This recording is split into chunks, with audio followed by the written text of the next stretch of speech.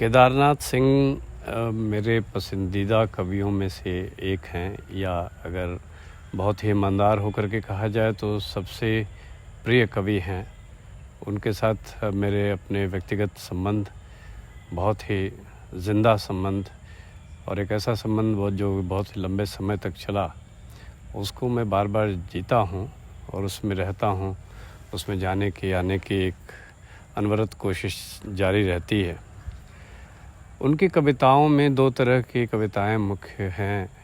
एक ऐसी जिन पे दुनिया में बहुत चर्चा हुई, बहुत सारे लोगों ने उस पर बहुत कुछ लिखा, पढ़ा, बोला।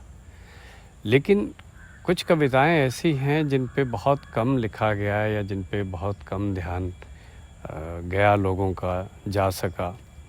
और वो कविताएं ऐसी रही जो कम छपते हुए भी मेरे दिल के बहुत ही करीब रही। और उसमें जो पहली कविता जो मुझे बहुत पसंद आई और आज तक भी पसंद है, और मैं उसके बारे में बहुत सारे तर्क या वितर्क नहीं दे सकता, जीने के लिए कुछ शर्तें।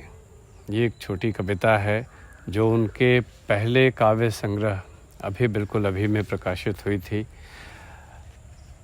कविता का शीर्षक है जीने के लिए कुछ शर्तें। ज़रूरी है हम जहाँ हों वहाँ से दिखता रहे वह झिलमिलाता क्षितिज जो केवल हमारा है। ज़रूरी है हम जहाँ हों वहाँ से दिखता रहे वह झिलमिलाता क्षितिज जो केवल हमारा है। हम बढ़ाएं हाथ तो खुल जाए बाहर रास्ते की ओर कोई द्वार सहसा। झुकें तो बिल्कुल अयाचित सामने की मेज़ से या बगल के आहट भरे आलोक उत्सुक दराजों से एक उत्तर फूट कर हमें चकित कर जाए।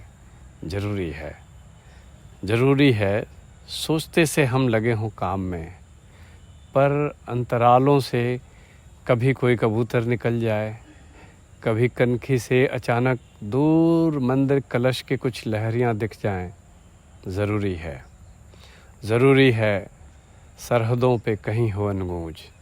ये स्टेंजा मुझे बहुत ही पसंद है। ज़रूरी है सरहदों पे कहीं हो अनगूंज जो अस्तित्व के हर तार से होकर गुजरती रहे।